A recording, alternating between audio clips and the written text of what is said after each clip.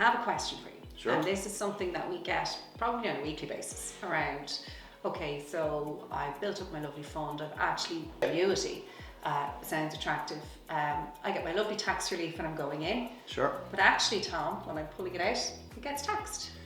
Okay. So talk to me about that. Well, what we find is that most people that we deal with in retirement tend to drop a tax band. Okay? Okay. So what I mean by that is quite a lot of people will be higher rate taxpayers while they're paying into their pension.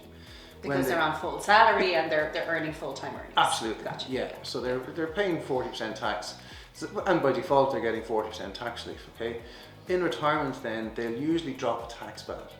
Okay? So most people that are earning less than 90,000 per annum will drop into a lower rate tax band at retirement. Okay, and that means then that they can access some of their AVC when it goes into an ARF or an annuity at the lower rate of tax.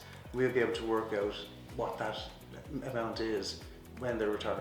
Okay, so I have it clear in my head. Okay, so let's say Joe Bloggs puts 100 euros into his AVC.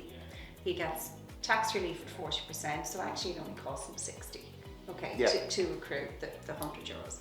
And then Joe Bloggs retires and he draws out the same 100 euros.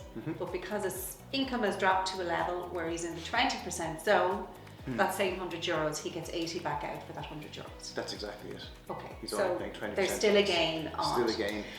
But can I just mention in that though, the other gain on that is for the years that he's been paying in to his AVC, any growth in that fund is not taxed.